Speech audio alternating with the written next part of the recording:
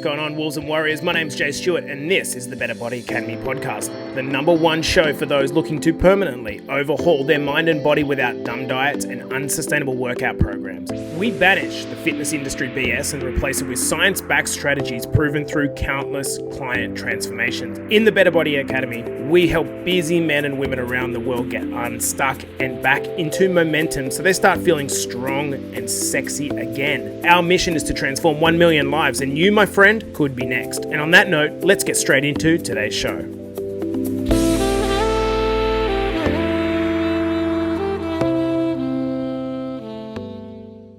All right, guys, good morning and welcome back to the Better Body Academy podcast, the podcast that you come when you're sick of the dumb diets and unsustainable workout programs. And in this episode, we are going to be discussing the 5 mistakes that I see people making during their lifting journey. Okay, guys, so we're going to be going over those 5 mistakes so hopefully you can incorporate them whether you're lifting this weekend or in the coming future. You cannot make these same mistakes. Now, I want to start the episode off by sharing with you guys one of my own personal wins, which is really quite cool. I think I've only told 1 or 2 people, but I got some information through yesterday from a ratings company that tells me that this podcast, in its first, it's about 20 days deep now, but already on Apple Podcasts, we got to position 16 in Entrepreneurship Australia. How cool's that?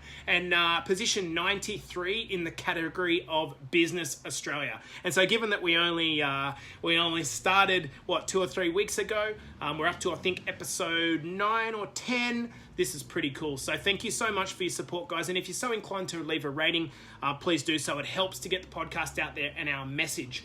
I just got off a mastermind call with our crew. So I've had a few people ask me, what's this mastermind thing that you actually speak of, Jace? I'm just going to give it to you really simply. Inside of the Better Body Academy currently, we have 2 programs. The first program is our base level program, which we're taking people from kind of like a standing start or a stuck phase into getting into momentum. But in the mastermind program, this is a small group program where we're getting deep, we're going vulnerable, and it has been very, very cool. This is the first edition of the mastermind that we've done, and it's been tight. Our guys are being super, super vulnerable. So to the fellas that are watching this, that are part of that, thank you. Guys, I digress. Let's talk about the 5 mistakes that I see constantly being made in a gym. And the reason I'm doing this topic is I'm thinking about the guy or girl that is putting in lots of effort. They're in the gym pounding and they're doing all the work, and they're going they're just like looking at themselves after 2-3 months and wondering, I don't know, I'm not seeing a lot of progress here. And I guess my kind of main problem with if I was in that circumstance would be, are you going to continue to do something that's not returning for you? I mean, when you think about it, we're putting in effort into the gym to try to get a return on that time investment, that effort investment. And if the effort's not forthcoming, well, why do you continue to do it? You're not going to. And when I look around the gym, I usually train at about sort of 7, 8 o'clock in the mornings, and I just see people making these same mistakes. They're not working out with a personal trainer most often, but some of them are. They've got a so-called qualified personal trainer standing there next to them, watching them execute these movements. And I'm just thinking to myself, oh my God, they're paying that person to teach them. They feel this security about having an in-person personal trainer, and they're just doing everything wrong. So what is the kind of negative consequences behind you continuing to do this and not knowing about it? I want you to start thinking about your time as money. I think one of the most undervalued commodities that we have is time, okay? It's the only thing that we really can't get more of. And so why do we not value our time? If you start to think of your time as money, as a currency, well, then what you're going to start doing is valuing it more and looking for a return on that investment. So you're going into the gym, Instead of spending your time and effort into the gym, I want you to start thinking about this is, I'm spending money being here at the gym, and like any investment, I need to get a return on this investment. And if I don't get a return on this investment, then why would I continue to spend the money? I've got a couple of examples for you, okay? Let's just pretend you worked for a company that you knew was in the process of going bankrupt. Would you invest in their stock? No, because you knew they were going bankrupt and you're not going to get a return on the investment. Same as a house, would you invest in a builder that you knew that was going bankrupt? No, because you know that you're not going to get a return on the investment. Would you go to the Greyhound racetrack and invest in a three-legged dog? No, because you're not going to get a return on the investment. And so this podcast is about trying to help you get a return on your investment. And make no mistake, your time that you're invested is a currency. So, I'm coming from a position of being decently experienced in this. I've been training in gym since I was probably 10 years old, lifting little 2-kilo dumbbells like a little champ. And I've understand that it's built on getting the fundamentals right. I've never touched a steroid in my entire life. And this has been built by being consistent over a long period of time in the fundamentals. You get this right, guess what? The results are going to be forthcoming, and the results are going to be staying around long-term and consistent, even if you decide to take a small period of time off training, okay? You want to get the fundamentals right. So, error number 1 of the 5 mistakes that I see made is this: not training in a gym. Now, I'm going to, target this one first, because the majority of the people that are going to listen to this are going to be either clients that have just started inside the Better Body Academy, or people that are thinking potentially about getting on board but don't know where to start. Now, let's make no mistake. You can start by doing body weight training at home. But one of the most common things that I hear people say is that, I just don't like gyms. Well, you know what? I didn't like skydiving until I dived out of a plane. The reason that you don't like gyms is because you're intimidated about being in a gym. That's completely natural and completely normal, okay? It's like people that say, I don't like public speaking.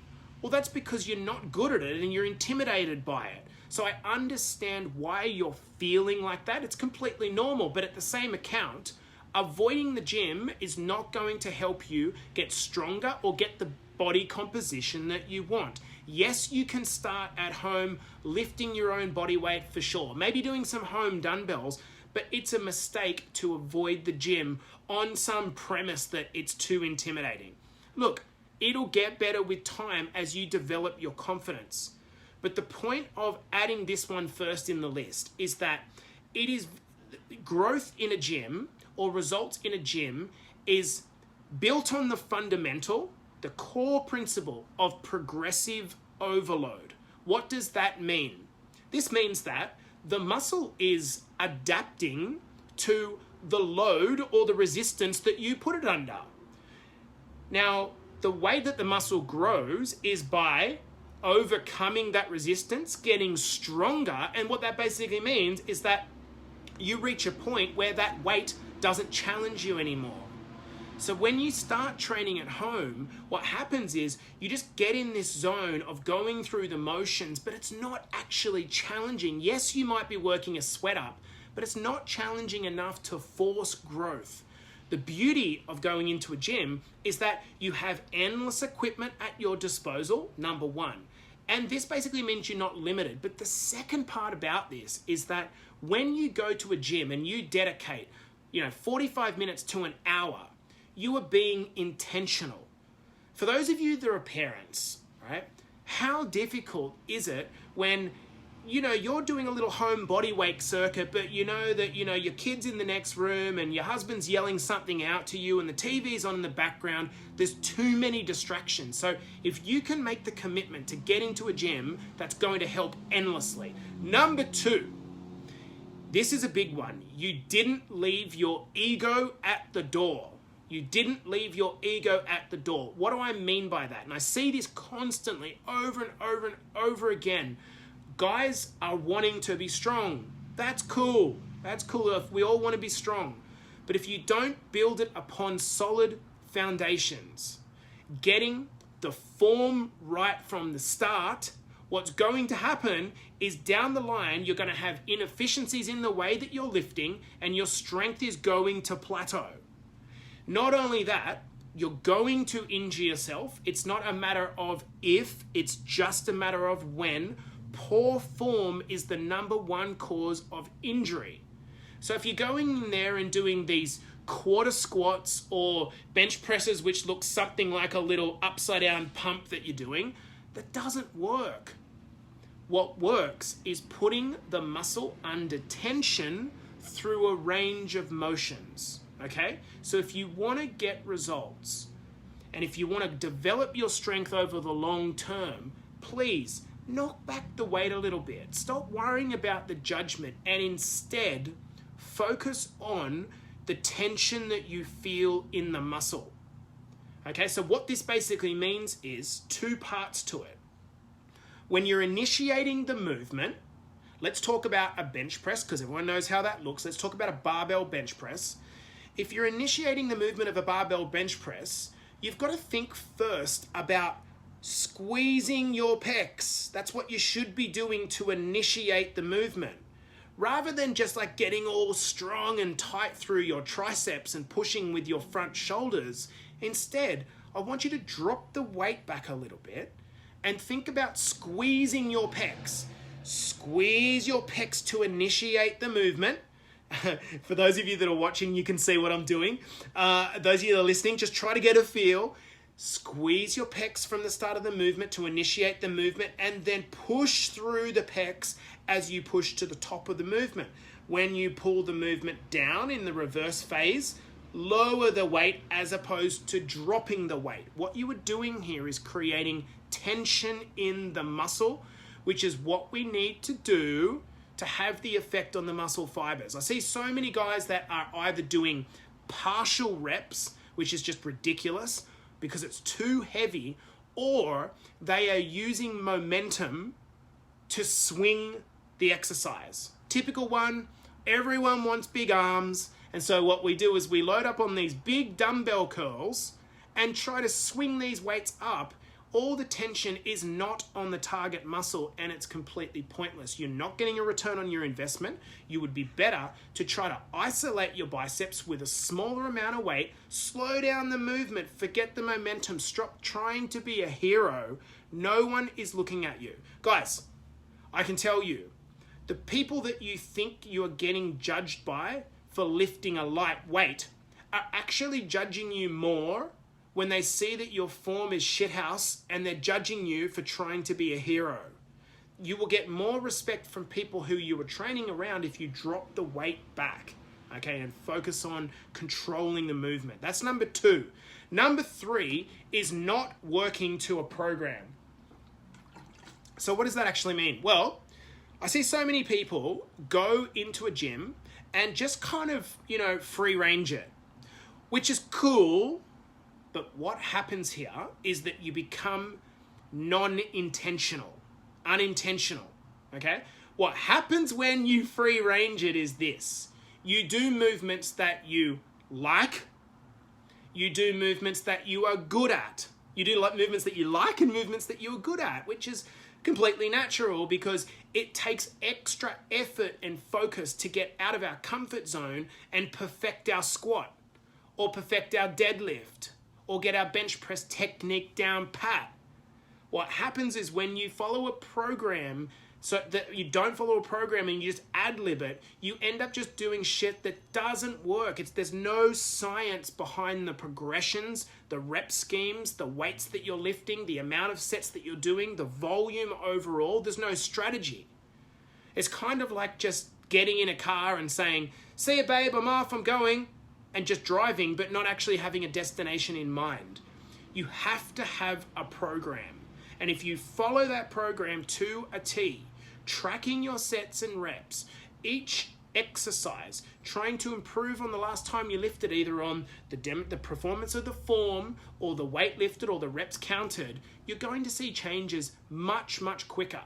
When you go into a gym and you've got a program, you see it, you follow it, you see the results. And I still have some of my best clients that I've been working with for close to a year. They keep asking me for new incarnations of their program. I love that because it means that they're relying on the program rather than ad-libbing it. It's one of those things where if you could have a professional construct you a plan, why would you then go and build your own house? I mean, imagine that. Imagine, hey, you know what I'm going to do? I'm going to develop my own home. Cool. All right, I'm going to start building. You don't do it. You go to a professional who knows what they're doing, that creates you a foundation that you then go and execute upon. Same thing. Start following a program, start getting uncomfortable with things that you don't like doing, and soon enough, those things will become the things that you do like doing. For me, actually, that's true.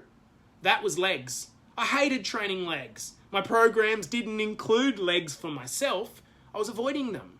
The moment I started to program them in, I got strong at them, and now they're one of my strong points. That's number 3. Number 4, listen up at home if you're listening to this, particularly you ladies who are out there training, stop doing cardio before your resistance training part, before your lifts, okay? And to those of you that are running around the gym trying to keep your heart rate up while you're lifting, you are going against the exact reason that you are actually in the gym in the first place. Guys, we go into a gym to develop our muscle composition, our body composition. So if you're going in a gym and trying to keep your heart rate up between sets by going around and looking like a dick trying to jump up and do burpees on this and bloody box jumps on this, and in between you're doing squats, guys, that's not intentional. We have rest periods assigned in our program because the muscle needs to recover in between sets in order to find that progressive overload, okay? So, firstly, stop running around and filling your in-between sets. Instead, just cut the rest time down a little bit, okay? The rest time for the average movement should be somewhere between 40 and 60 seconds. For a big compound movement like deadlift or squat or even bench press, it might be somewhere more like 2 to 4 minutes, particularly if you're lifting heavy. But stop trying to keep your heart rate up as the primary metric. The first part of this was, we want you to do a warm-up. We definitely want you to do a warm-up. The purpose of doing a light cardio warm-up is to start to raise your core body temperature and get your blood starting to flow through, which is going to pull the nutrients and the oxygen through your system. But if that warm-up turns into a 20-minute, HIIT training session, well then you're going to be exerting all your energy into the cardio portion, all you're trying to achieve with your cardio is a calorie burn, right? That's all you're trying to achieve. So back off the pre-lifting cardio and do the cardio after your lift. Otherwise, you're going to find it's almost like training in a calorie deficit. For those of you that are, been trying to lose weight and over a period of time been in a calorie deficit, you know that it's sometimes really difficult to get up for a lifting session, and that's because your engine is depleted of fuel. That's the reason why, right? You're purposely running out of fuel every day. That's what you're trying to achieve. Don't make it worse by then going in and doing a bunch of cardio before you go and train. So that's number 4, doing cardio before lifting and during lifting. Number 5, I think, along with lifting too heavy, number 2, this is the big one. This is the big one. Now, the OG, David Goggins, talks about the 40% rule. Give me a silent kind of head nod if you're lifting at home, if you're listening at home or you're watching this live. Give me a silent head nod about how much Goggins is the OG. Guys, Goggins talks about the 40% rule. What he's talking about here is when you think that you're at your edge, you need to give up. You're at the edge. You can't do anymore. What his proposition is that you're actually only 40% the way through your actual mental capacity, your full potential, okay? Now, this is even worse if you are not staying in the moment during your session. What do I mean by that? I see so many people, doing their lift and then scrolling on Facebook, doing their lift and scrolling on Facebook. The only thing you should be using your phone for when you're inside the gym is recording your sets and reps for your prescribed program, which means not skipping between apps. It means staying in the app that records it, the programming app, okay? That's what you should be doing. You should be staying in the moment.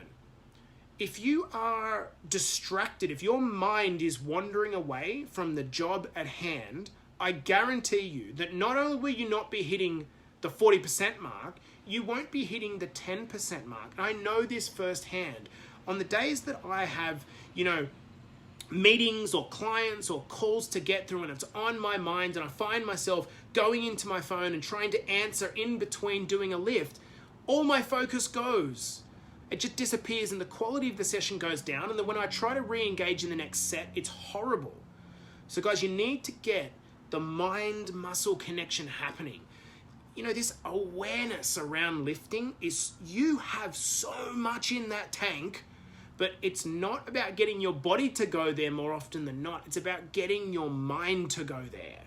So it's about blocking out those distractions and getting your mind to go there with a little bit of focus. One of the tips that I've got would be just before you're about to go into position to start your lift, just spend 30 seconds getting your mind right. So let's just pretend you've got a 1 minute break prescribed in between sets. What I want you to instead do is spend the first 40 seconds standing up, maybe just gently walking around, recovering from the set that you just did, but then spend the next 20 seconds, let's just say it's a bench press, sitting on the edge of the bench, thinking to yourself, okay, let's get back in the mindset for this lift. Let's get in the zone. All right, Jace, come on. You got this, brother. This is just a weight. Come on, man. We can get in here. Let's go. Come on, brother. All right, let's breathe. Breathe. Nice 3 deep breaths. Come on, 3 deep breaths. All right, let's fucking go. That's my process. And then I'll rock back into a position and bang, I'm on. Because I've dialed in my mental process. Too many of us have a wandering mind while we're doing this. And part of the reason is what's coming through your AirPods. What's coming through your AirPods is Matt McConaughey's latest book. That's not going to get you fired up. I'm a huge advocate of podcasts, of audiobooks. But if you're listening to the sweet words of bloody Matt McConaughey, it's not enough to get you inspired. I'm suggesting you either get the tunes going through that keep you hyped up, or you get a powerful success motivation playlist from Spotify that just rams in your ears and keeps you honest. That's going to help with your mental focus. So guys, I'm going to recap on the 5 mistakes that I see. Number 1, not training in a gym in the first place. Trying to do home training and get benefit out of that, please. Number 2, training too heavy too soon because you didn't leave your ego at the door. You took your ego in with you and you try to lift with ego instead of focusing on squeezing the target muscle. Number 3 is not working to a program. When you ad-lib a program, you do things that you like and things that you are good at. For God's sake, get a program done. Number 4, doing cardio before lifting or trying to keep your heart rate up between exercises. Please, guys, if you're going into a gym, the purpose of going into the gym, right, is not to raise your heart rate. Do that with your cardio. It's to lift. It's to get stronger. It's to develop muscle tissue. You don't get that by focusing on keeping your heart rate up before sessions or during sessions. And number 5 is not in the moment. Don't let your mind wander. Stay focused. Cut the distractions. Get on a sick playlist that makes you feel amped, that makes you feel good. And we come back to the exact way we started this podcast, guys. What are we in the gym for? We are in the gym to get a return on the investment. And when we start focusing on time is money, we need to get a return on the investment of time. We put an hour into this thing, we need to be getting 5 times the return back. Otherwise, it's a poor investment. So if you find yourself just going through the motions in your gym sessions and not seeing benefits in the way that your clothes feel, your weight, your waist circumference, or your overall composition, okay, maybe consider that it's time for you to reach out and get a coach. So this is what we do inside the Better Body Academy. We help take people from hating gyms and not being gym people to signing up for a membership. I'm going to shout out one guy who's a phenomenal human. I'm going to name him. His name is Alan Williams. When we first come into contact about his fitness journey, Alan Williams he's 59 years old. He has busted knees, busted hips, and he was struggling to even move. He hated gyms. So we started him on just getting up his step count, his daily step count, to make sure that he just started to kind of get back into momentum. Then we did some body weight circuits, okay, at home, sure, nice and comfortable.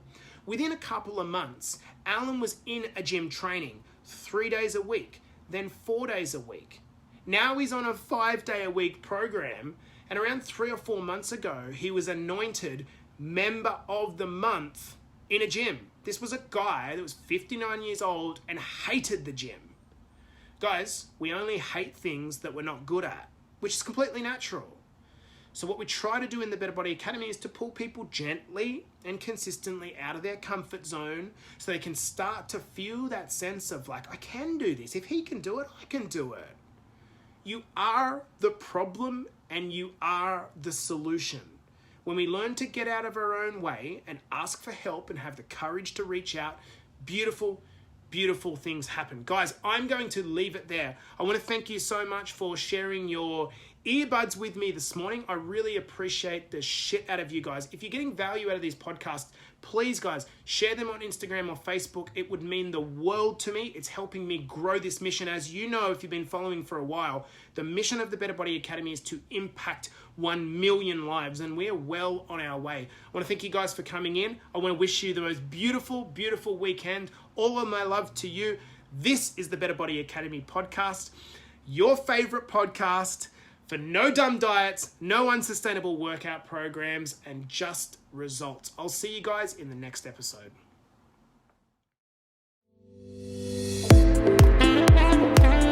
Wolves and Warriors, thank you so much for tuning in. If this podcast is hitting the mark for you and giving you the confidence to start your own personal journey, I want you to hit me up on Facebook or head over to my Instagram at jstewart_BetterBodyAcademy and DM me with the words Better Body Academy. I want to give you the tools to permanently overhaul your mind and body without dumb diets and unsustainable workout programs. Our mission is to achieve 1 million lives transformed, and you, my friend, could be next. So hit me up on Facebook or head over to my Instagram at jstewart_BetterBodyAcademy and DM me with the words Better Body Academy, and we can have a chat about whether we can help you with your transformation goals.